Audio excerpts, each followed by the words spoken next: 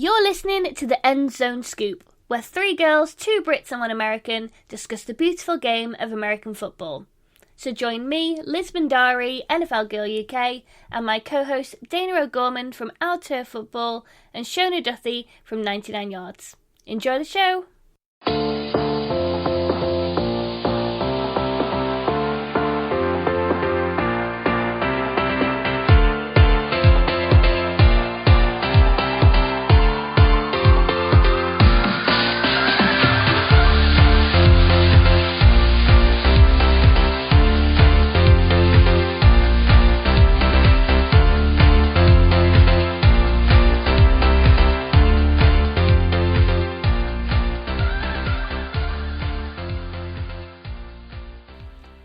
Welcome back everyone, I hope you are well and excited for the new season to start. Now, I don't know about you, but I really thought it was going to get pushed back, but it isn't, so I can officially get excited. Ladies, how are you both feeling about it? I am so excited. I feel like this has been the longest year ever anyway. And so it's so good to finally get to a point that we can say it's fall, it's football. There's some normalcy on the planet. I'm so excited. I feel like a kid at Christmas, I feel like on tonight I'll be waiting for Santa to come, excited for the game, although I won't be able to stay up and watch it tomorrow. Aww. I will have to watch obviously Red Zone on Sunday because I can't wait for Scott Hansen to be back. That's like me being a kid at Christmas. Yeah, so we love Scott Hansen. What a guy. Awesome. Well, listen, in today's show, we're going to be discussing DeAndre Hopkins' contract extension, the teams we think could be the dark horse to win the Super Bowl, and we kick off with part one of our prediction for division winners, starting with the AFC. So, let's get right to it, ladies.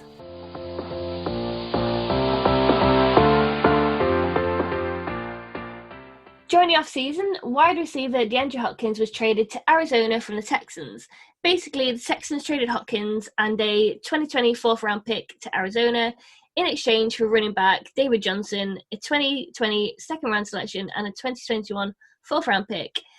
Now, he actually had 3 years remaining on his 5-year contract, which is worth $81 million. It was an extension that was signed in August 2017 with the Texans. And he was set to make $12.5 million, $13.5 million, and $13.9 million over the next 3 seasons. Well, he is now the highest paid non-quarterback in NFL history, having just signed a 2-year contract extension with a reported, this is ridiculous, $54.5 million with the Cardinals. So he's negotiated the deal himself, which is actually something that we see a lot of players seem to do, themselves nowadays. And he's set to receive a $42.75 million guaranteed and an average of $27.25 million per season in 2023 and 2024. Now, I don't know about you ladies, but I was shocked in the first place that the trade even happened because I thought he was such a good player to kind of be let go. But look at him now, man. He's getting paid. He is getting paid. Here's the thing. I was really surprised when this trade happened, but then I wasn't because, Bill O'Brien was just dumping players left and right. We don't know what was going on with Bill O'Brien. I don't know about the Texans, him being coach and GM. Of course, I think really only Belichick has pulled that off well. So it's been a little interesting. But for this contract alone, I look at it and I think that's a huge investment that they're making while they still have Kyler Murray under his rookie contract, which is the best time to invest in the rest of your team. When you have who you feel is your starting quarterback under their rookie contract, it really gives a lot of flexibility for building up the team around him. It also makes me think that they have a lot of faith in him, in Kyler Murray, not DeAndre Hopkins. We all know DeAndre Hopkins is one of the best in the league, right? So we're not worried about that. The numbers are crazy. And there are GMs around the league who are cringing at the thought of what they're going to have to pay their players now. But I think this shows the confidence they have in Murray going forward because they've given him this fantastic weapon. They've paid him well. And then we'll see what happens when that rookie contract comes up. Yeah, I agree with what you're saying, Dayna, about paying your team now, because I feel like that's what the Rams are suffering from. They didn't sign up their players that they built around Goff when they got to the Super Bowl, and now they're, they paid Goff and it's not turned out so well for them. So I definitely agree with that. Like, do it now once your quarterback's on the rookie deal, because I reckon Kyler Murray is going to be a huge star in the NFL. But I don't know what kind of atmosphere is created in the Texans and also with the Jaguars. Like, it seems like when these players leave, like DeAndre Hopkins and other players mentioned it when they left the Texans, like Jadon Clowney, that they're happy to be away from that atmosphere and happy to be out. And that's noticeable with the Jaguars as well. And you just think, what are they creating there that's making players want to speak out as soon as they have exited that building? Right. It's quite interesting to see, because it's not happening in just one team. Like, we've known about the Texans atmosphere for a while with Bill O'Brien being both, but the questions are now kind of hanging over what Doug Marrone is doing at the Jaguars as well. Yeah, it's fascinating. Yeah, I know, but congratulations to DeAndre Hopkins, because I'm all about the players getting their money. Yeah, definitely. He got his chicken, Yeah, he did get his chicken. He did. So funny. That is so true. He got his chicken, and he protected his chicken, and he will make sure that his chicken is good for life. Right. Oh gosh, it's so true.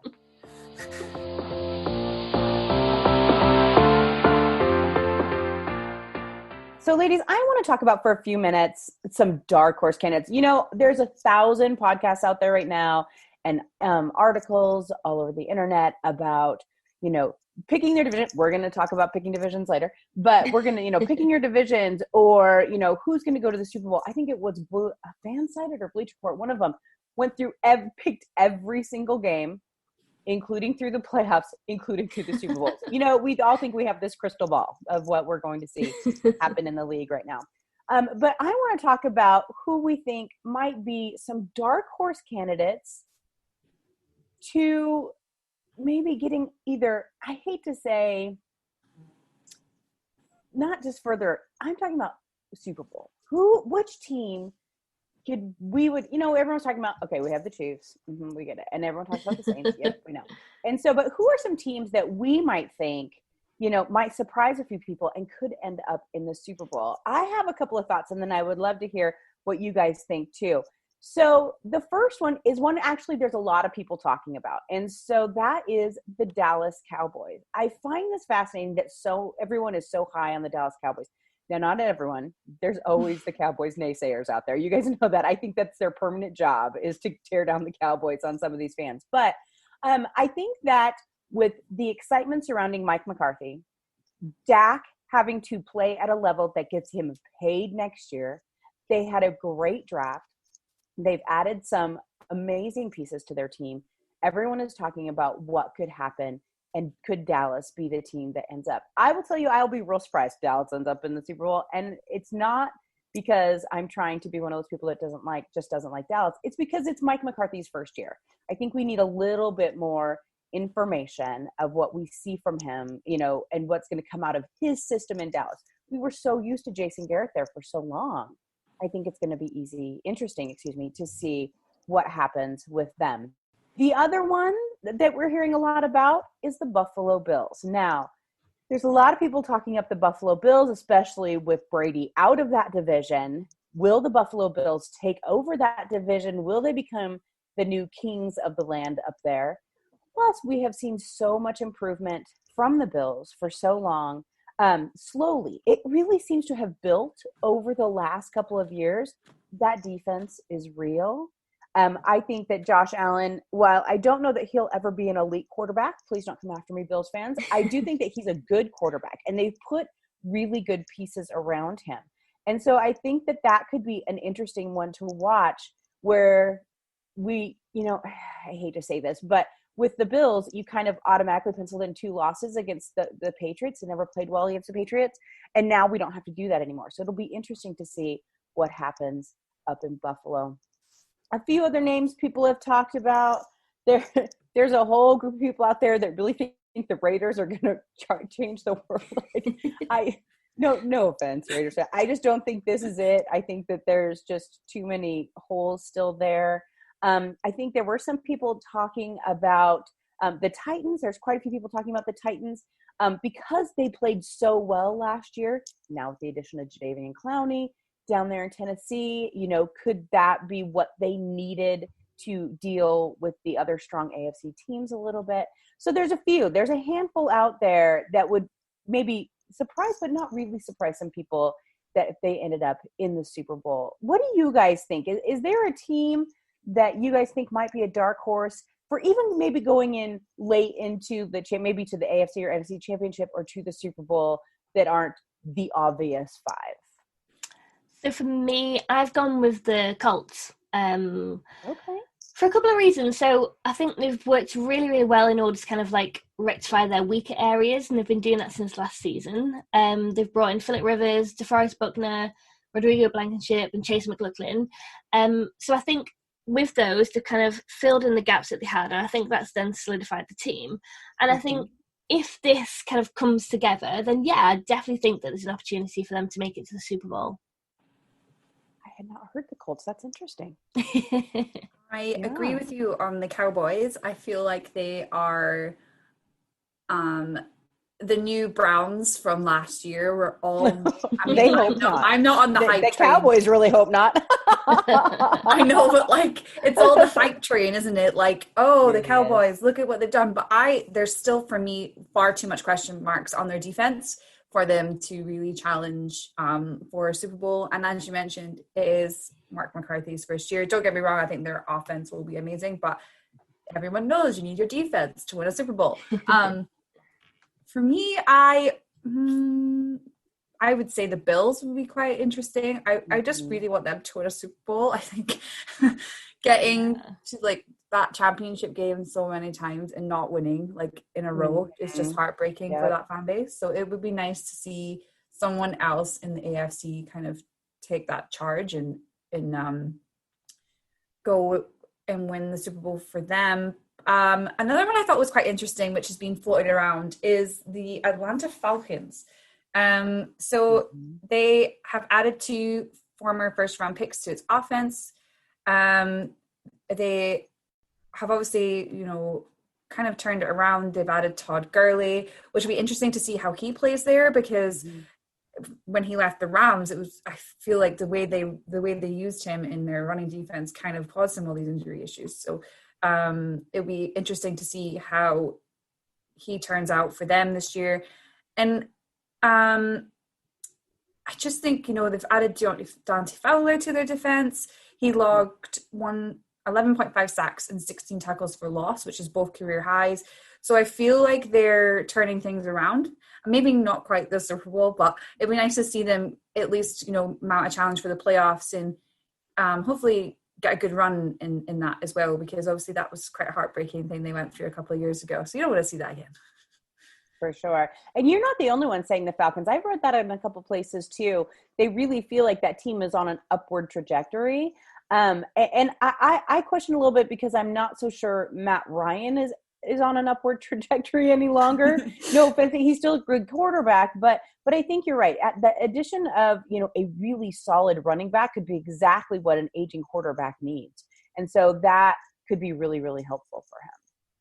Yeah, we'll have to see, guys. I'm not sure. We'll look around and we'll probably laugh at this come December. Some of these teams will be like, oh, remember when we thought they might be good? Yeah, we'll probably get a good giggle out of that. But you never know. It's 2020. Anything is possible.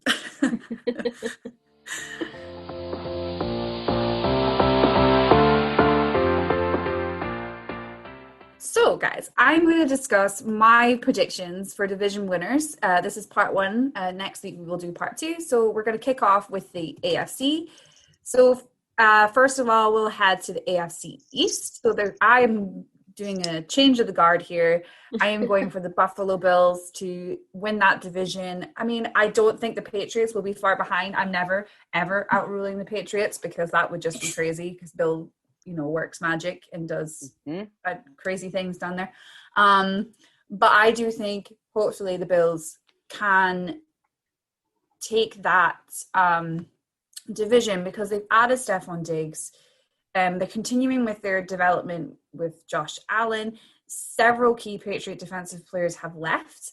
And I hope that this will finally be the year that the Bills break the Patriots' grip because, you know, it's time to move on from the Sith Lord ruling the land. AFC North, I'm going for the Baltimore Ravens. I can't see them, you know, losing their trajectory at the minute. Obviously Lamar Jackson still has this to overcome about not winning a playoff game, but I really can't see them not winning unless it's 2020 in a freak, like, you know, asteroid or or, you know, Trump puts a nuke dome over Baltimore. I can't see the Ravens not winning that division. In the AFC South, I'm going to go for the Indianapolis Colts. So not too surprised that Liz mentioned them for the Super Bowl. As you mentioned, they've got Phillip Rivers in. They've got DeForest Buckner. I don't think the Titans are going to be that far behind. I think they've added also some good players. But Buckner is in his prime, and, you know, he is known for making those around him a lot better. So that I think that will be a really good addition for the Colts. Obviously, Rivers has struggled the past 4 seasons. He's had a lot of turnovers in time, a lot of times, but he's not had the best protection up front. So hopefully this changes down at the Colts.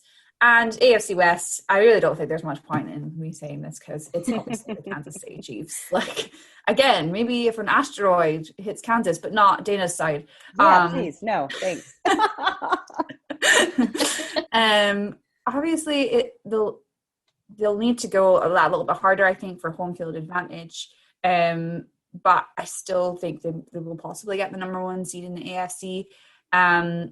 Obviously, with the post-season expansion, only 1 team per conference gets a bye into the division round, but I don't really see that being an issue for the Chiefs. So what are your thoughts, girls?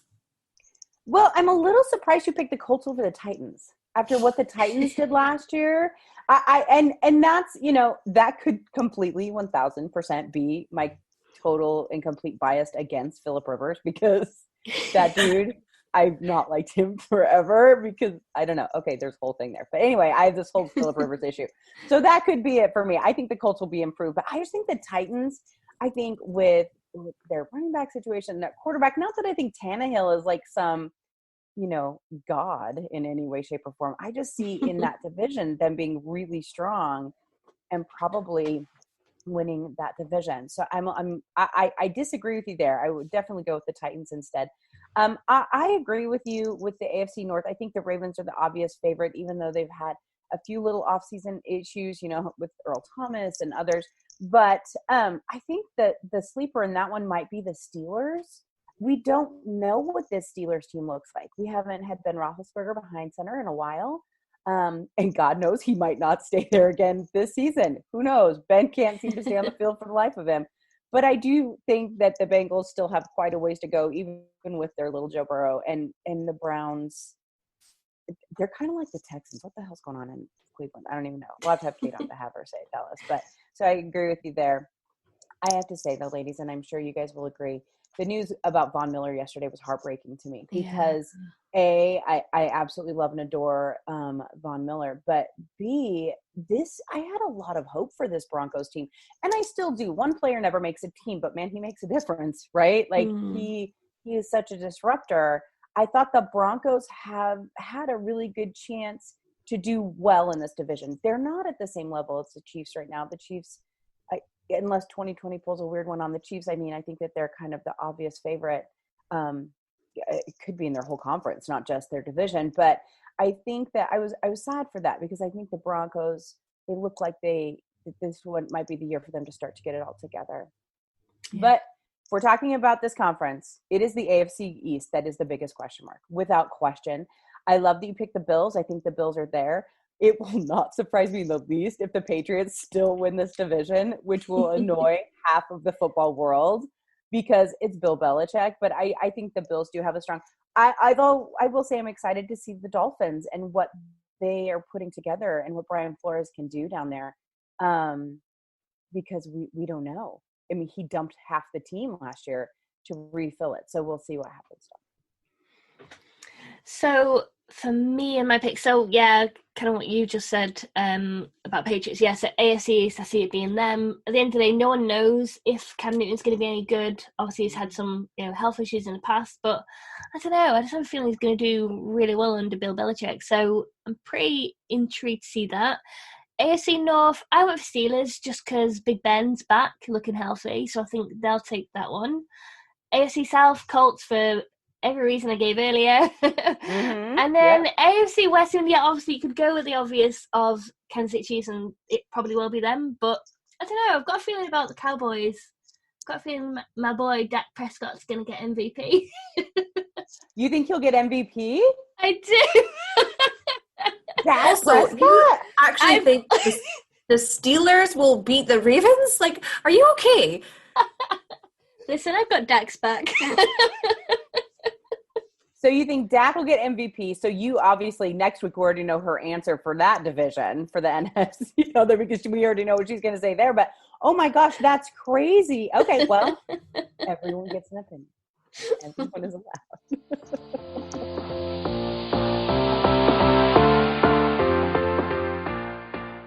All right, ladies, before we end the show, we've got some questions in from our listeners. Stuart Taylor asks, which non-first round rookie do you see having the biggest impact this year? Well, Stuart, I'm going to give you a non-answer answer.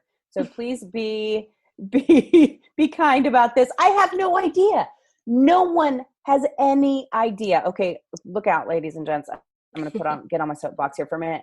This is what's wrong with not having preseason games. We have absolutely no idea. I think it was, I don't know if it was Bruce Arians. I can't remember which head coach it was. It may have been Matt Rule. I can't remember. One of them said that they are going into week 1 playing ghosts, that they have no idea what these teams look like. They have no idea what schemes they're going to play. If they have new head coaches or offensive coordinators or defensive coordinators, they don't know what plans they put into place because no one's been allowed to see anybody play. That is the point of preseason, is we have to see how people fit. And even if you wanted to go from 4 games to 2 games in preseason, that's fine. But literally, even the reporters were locked down from saying too much. The teams took full advantage of the media blackout and the COVID situation of not letting anyone know what they had. I have seen more arguments between fans about who's going to be good on their own team because they haven't had a chance to see anybody play. So, Stuart, I would love to answer your question. And I wish I could, but I have no idea because we literally have not seen a single snap of the ball. I know there was 1 or 2 teams that did their practice games that they showed them, but they weren't really showing them much. They knew exactly anyway, preseason is important, especially for reporters, especially for fans who want to see what their rookies are going to do. So, Stuart, I will answer that question again after week 2. I promise I will answer your question again. But right now, who knows? They're all ghosts. Our next question is from Chris Lawton. He asks, if you had to name literally one single thing, be it a player, coaching situation, or something else, what will be the most fascinating thing to watch play out in the NFLs this season? No fudging. You just got to pick one. So I'll start that one off. So I'm intrigued to see how Brady does about Belichick and how Belichick does about Brady. That's like the one thing I'm really interested to see play out. They've always been associated with each other. This is the first time they're apart. So I don't know. I'm intrigued to see who, I don't know, is shown as the most victorious, like who can do without the other person, if that makes sense. And I'm sure that's a weird thing to say, but yeah, I'm really intrigued to see how that's going to go. I always love watching the coaching situation. It's like my favorite pastime. So last year was obviously Jason Garrett. This year I'm paying close attention to Adam Gase because I feel like he's going to have a meltdown. Or it might be Jay Gruden. Either or applies in that situation. Yeah, that is something I always love watching, is a coaching situation, because you kind of know before the season starts that this is like last chance saloon for some of them. In particular, Adam Gase, still don't know how he got the jobs at the Jets. so confused by it. But yeah, that is what I always like watching. Coach Meltdowns, my favorite thing. You know, this season, as I just ranted about, it's different. You know, it's going to be a little different going into this season. I have to say, though, I think the thing I'm most intrigued to watch is how the San Francisco 49ers will handle their Super Bowl hangover. As we all know, Super Bowl hangovers are real. They just are. And sometimes it's for the teams that win them. Sometimes it's for the teams that lose them. But traditionally, it's the teams that lose, especially in the manner that San Francisco did, you know, so close. I mean, minutes, people. We're talking minutes from winning the Super Bowl, and they lost it. I think it's interesting to see how those teams handle it.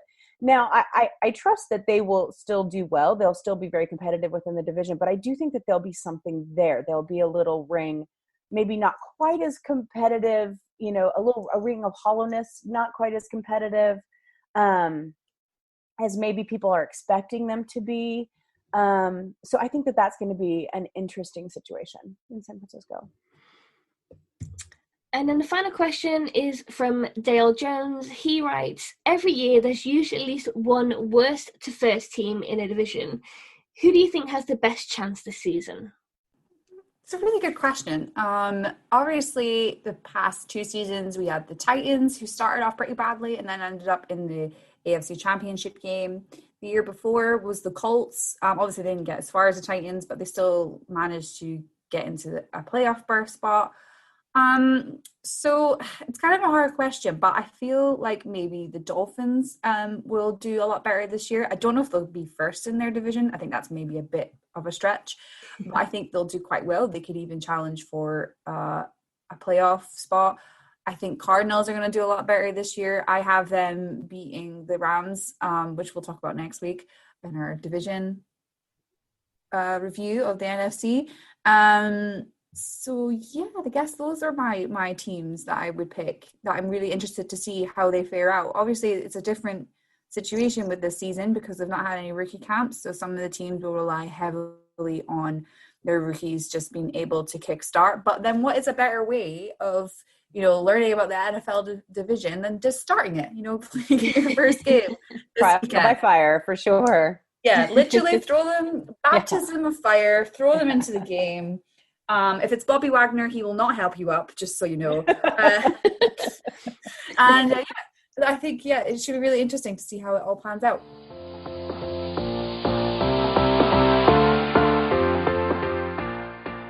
Well, that's all for this week's episode of the End Zone Scoop. Thanks for tuning in, and if you haven't already, please rate, review, subscribe, and hey, tell a friend about us too. Until next time, thanks for listening.